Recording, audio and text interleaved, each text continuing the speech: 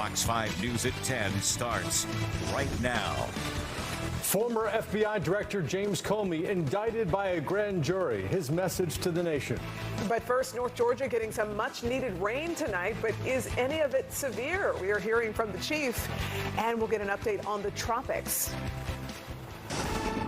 We do begin with our weather and Chief Meteorologist David Chanley. Still rain in some places, but not as heavy as it was. David? Yeah, we got some downpours, though, this afternoon, first part of the evening. But you're right, things are beginning to wind down a little bit. Temperatures fairly uniform out there. Look at all those low, mid-70s that we have, upper 60s in the mountains. And we're not going to tail off too far from that by early tomorrow morning. Here is Fox 5 Live Viper, and those strongest storms we can find right now. An embedded thunderstorm is down toward Troup County and then further down into Harris County there, down to I-85 and 985. There's Greenville and Meriwether County getting some showers right now, and all that's kind of pulling off to the northeast. So we'll watch that continue to develop down there on the south side. On the north side of metro Atlanta, up through Gordon County, the north of LJ, and the Fannin County and the Hayesville, it's Clay County, North Carolina, seeing a shower. And I expect through the evening that we'll see a few more just kind of develop right along that boundary. There's the old cold front, and it's not getting any push to move. So it's just going to kind of hang out there. It's really almost stationary. And you can see the plume of moisture coming right in out of the Gulf. All right, so an area that we're watching also tropical wise is down here just north of Hispaniola and the Dominican and Puerto Rico. Looks like a 90% chance it's going to develop into something that's going to impact the southeast, perhaps along about the early days of next week. We'll have more on that here in just a moment. In the meantime, tonight, just down in the lower 70s, some upper 60s show up. Probably have some patchy fog in some spots, especially where we got quite a bit of rainfall. There are your wake-up temperatures, and then highs tomorrow.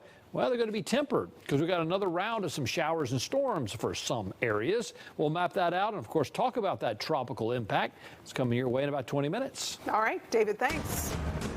Breaking news now, a federal grand jury has indicted former FBI Director James Comey on charges of lying to Congress and obstruction. Just days after President Trump called publicly and repeatedly for his prosecution. The two counts stem from Comey's testimony 5 years ago about alleged ties between Russia and the 2016 Trump campaign. Now, this week, the president promoted his former personal attorney, Lindsay Halligan, to pursue Comey's indictment, even though she had never prosecuted a case before, and over the objection of career prosecutors in her office who said there wasn't enough evidence against Comey. Last weekend, the president made it clear online and on camera that he was running out of patience with his Justice Department. We have to act fast, one way or the other, one way or the other. They're guilty, they're not guilty, we have to act fast. Somebody that I love dearly recently said that fear is the tool of a tyrant, and she's right. But I'm not afraid, and I hope you're not either. Comey was referring to his daughter Maureen in that response tonight on Instagram. She was fired by the Justice Department over the summer. And late tonight, Comey's son-in-law resigned as a federal prosecutor to, quote, uphold his constitutional oath. The statute of limitations on Comey's testimony would have expired next week. He faces up to 5 years in prison if convicted. President Trump announced a new round of import taxes set to take effect October 1st. Those include a 100% tariff on pharmaceutical drugs, up to 50% tariffs on household furniture, and a 25% tariff on heavy trucks. President Trump argues the move will boost U.S. manufacturing and cut the trade deficit. This comes despite Federal Reserve warnings that higher prices are driving up inflation. Developing tonight, Gwinnett County police detectives are investigating a deadly stabbing. It happened around 4:30 this afternoon at a home on DeShong Drive in Stone Mountain. Fox 5's Eric Mock joins us live from the scene with the latest. Eric? That's right, guys. You know, this is still a very active scene as Gwinnett County police detectives pour over this home on DeShong Drive, where officers earlier today found a woman stabbed to death inside. Now, here's what we know so far from investigators. They tell us that at around 4:30 p.m. they got that call for service. Officers say a family member had come to the home and then called 911 when they saw their family member, a woman, in distress. But when officers arrived, they found the victim had already passed away. Right now, investigators are saying she was most likely stabbed to death, but the medical examiner is going to make the final determination on the cause of death.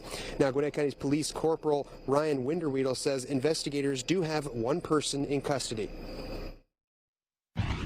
They believe they have detain somebody they believe is related to this particular homicide. And that individual is an adult female that is possibly related to the deceased.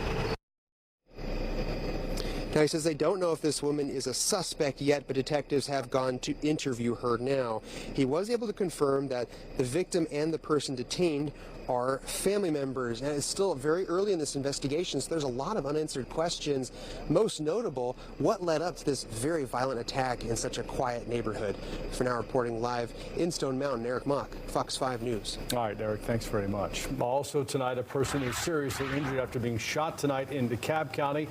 Officers were called to the 4800 block of Central Drive around 7:45 tonight for reports of a shooting. They found the victim, who was being driven to the hospital with serious injuries. Investigators later found a possible second crime scene at a gas station on North Hairston Road in Stone Mountain. A routine traffic stop took a deadly turn this afternoon when a man killed himself after trying to get away from state troopers. The shooting happened at the intersection of Cobb Parkway and Circle 75 Parkway near the Battery. It all started up the road just before noon when a trooper conducted a traffic stop on a black Honda Civic for a window tint violation. The driver initially stopped but hit the gas when the trooper walked up to the window. Officers were later able to stop the car, and that's when they say the driver took his own life. It is still unclear why. Another passenger in the car was left shaken but unharmed. A Gwinnett County middle school student brought a knife on a bus this afternoon. In a note sent home to parents, school officials at Trickham Middle School say another student alerted the bus driver when they saw the knife. And tonight, school resource officers are investigating whether that child made any threats. Parents are encouraged to check their children's backpacks every morning to ensure they're not bringing anything to school that they shouldn't. School officials say the student will be held accountable. Well, the families of several victims killed in the Apalachee High School shooting could file lawsuits against law enforcement, school officials, and government authorities. They say those officials failed to act in time after they received numerous warning signs that a student was planning the shooting. Fox 5's Christopher King spoke with the lawyer for the family of one of the victims, Christian Angulo, joins us now with the latest. Christopher? Oh, Courtney Russ, lawyers for the families of the victims filed notices they intend to sue Jackson and Barrow County, their respective sheriff's offices, and the Barrow County School District. We spoke with the lawyer for the family of student Christian Angulo. He says those parties missed critical red flags. Colt Gray should have never been able to get access to the gun that he had brought into school. Andy Rogers says the mass shooting that killed 2 students and 2 teachers at Apalachee High School could have been avoided. It appears that the perfect storm happened here, but not one that couldn't be predicted. On September 4th last year, investigators say 14-year-old student Colt Gray shot and killed 2 other students, Mason Skirmerhorn and Christian Angulo, and 2 teachers, Christina Ermy and Richard Aspinwall, and injured 9 others. Rogers is the lawyer for the Angulo family. One is to make sure we and the families understand as much as they possibly can about why this happened to their loved one. Skirmerhorn's family already filed a $25 million lawsuit against several agencies. And Gulo's family on September 3rd this year sent this anti-litem notice. School shootings that happen all over the country, and they generally occur because of multiple failures, and it appears that is the case here. The anti-litem notice claims multiple parties ignored warning signs and failed to prevent Gray from attacking. Quote, this shooting at Apalachee High School was the direct and foreseeable result of systemic negligence, policy failures, and a complete breakdown in communication and accountability across multiple agencies. The notice claims in May 2023, the Jackson County Sheriff's Office received a notice Gray, quote, posed a credible threat to the safety of students. And it does not appear that sufficient information was provided to Barrow County from Jackson County. And on the day of that deadly attack, Gray, quote, entered Apalachee High School armed with a Sig Sauer 400 semi-automatic rifle, along with numerous rounds of ammunition. Around this time, Apalachee received credible information Gray posed an immediate threat. Well, there was absolutely no lockdown before the shooting started. Now, Christina Ermey's family reportedly has not filed notice. Sparrow County, its sheriff's office, and the school district would not comment. The school district did send us this statement, quote, "Our priority remains the well-being and safety of our students, staff, and families.